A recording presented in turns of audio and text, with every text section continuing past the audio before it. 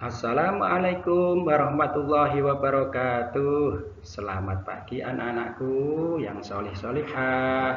Bagaimana kabar kalian pada pagi hari ini? Alhamdulillah sehat, baik, luar biasa. Gimana anak-anakku? Semangat untuk belajar pada pagi hari ini? Yuk, sebelum pembelajaran kita mulai, mari kita berdoa bersama. Berdoa sebelum belajar. Bismillahirrahmanirrahim. Rabbi zidni ilman warzuqni fahman. Amin ya rabbal alamin. Anak-anakku yang soleh-solehah, pada pertemuan pagi hari ini, mari kita mengenal Rasul-Rasul Allah. Adapun setelah selesai pembelajaran pada pagi hari ini, tujuan pembelajaran yang pertama, meyakini keberadaan Rasul Allah Subhanahu wa taala. Yang kedua, menunjukkan sikap sabar, jujur sebagai implementasi dari pemahaman mengenai nama-nama Rasul Allah Subhanahu wa taala. Mari mengenal Rasul-Rasul Allah. Allah Subhanahu wa taala mengutus nabi dan rasul untuk membimbing manusia ke jalan yang benar. Seorang rasul bertugas menyampaikan wahyu yang diterimanya dari Allah Subhanahu wa taala kepada umat manusia. Rasul itu sendiri dijadikan sebagai contoh teladan dari ajaran wahyu tersebut, dimulai dari Nabi Adam alaihissalam hingga diutusnya Nabi Muhammad SAW sebagai Rasul yang terakhir. Cara beriman kepada Rasul cukup dengan meyakini, tidak harus hafal nama-namanya saja. Kita harus mengikuti, mematuhi, tapi menjalankan segala perintah dan menjauhi segala larangan Allah Subhanahu wa taala dan Rasulnya. Apa makna Rasul Allah? Rasul Allah Rasul artinya utusan, sedangkan Rasulullah artinya utusan Allah Subhanahu wa taala. Yaitu orang yang menerima wahyu dan berkewajiban menyampaikannya kepada orang lain atau umat manusia. Perhatikan Quran surat Al-An'am ayat 48 berikut ini. A'udzu billahi minasyaitonir rajim. Bismillahirrahmanirrahim. Wa ma nursilul mursalina illa mubasysyirin wa mundzirin.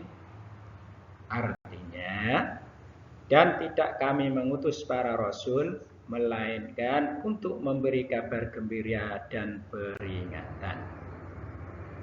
Anak-anakku, ayat di atas menjelaskan tentang alasan Allah Subhanahu wa taala mengutus para rasul. Jawabannya adalah untuk memberi kabar gembira dan memberikan peringatan.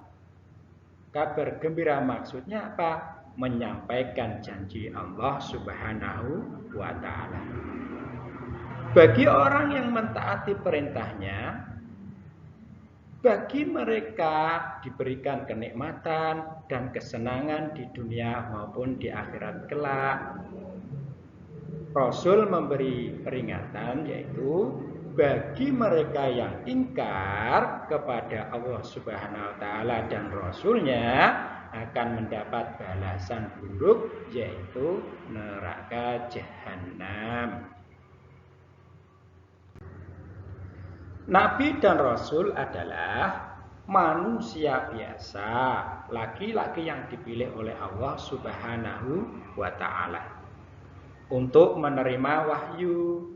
Sebagaimana manusia lainnya, Rasul pun hidup seperti kebanyakan manusia, yaitu makan, minum, berjalan-jalan, nikah, punya anak, merasa sakit, senang, susah, semakin tua, mati, dan sifat-sifat manusia lainnya.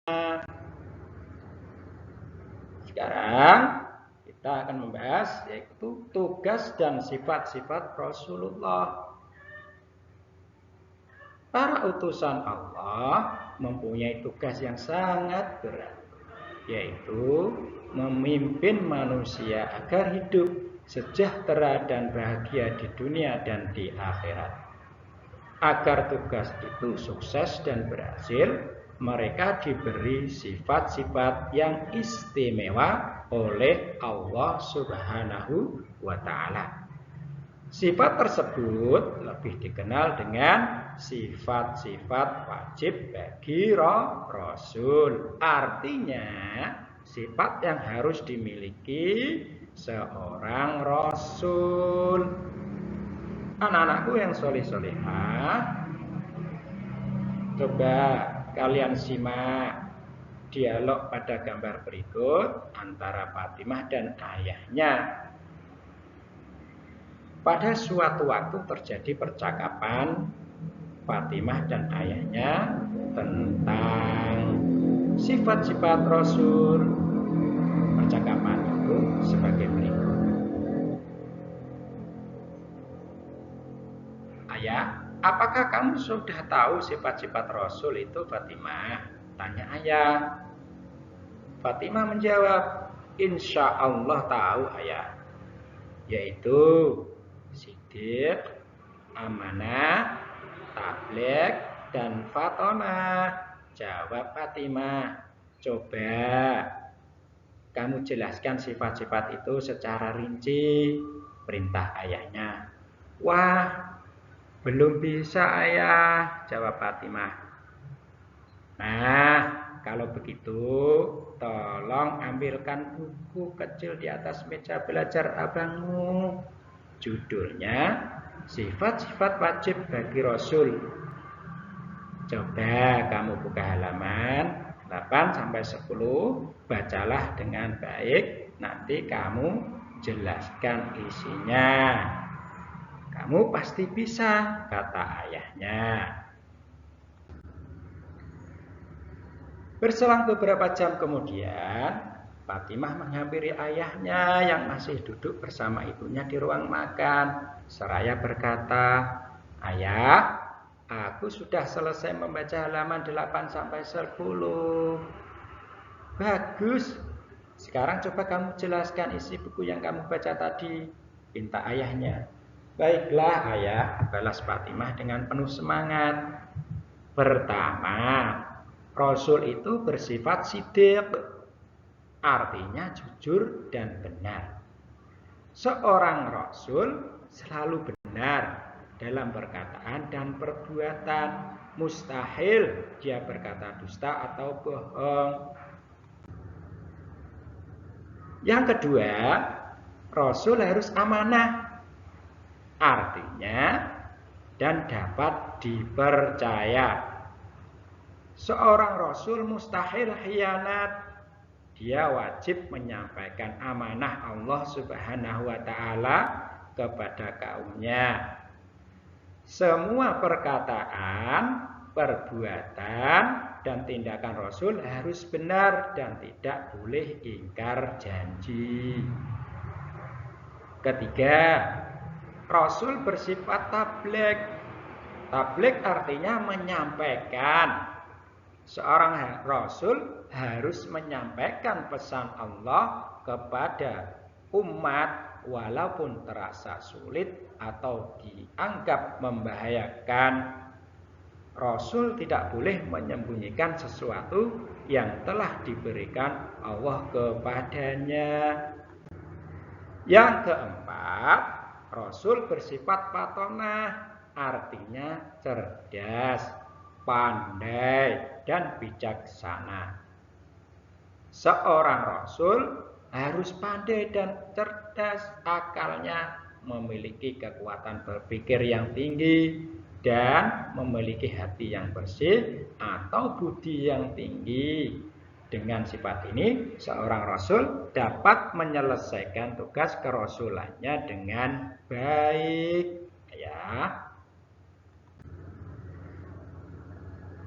Alhamdulillah, anak-anakku, tadi pembelajaran tentang sifat-sifat wajib rasul sudah kita pahami dan sudah kita mengerti.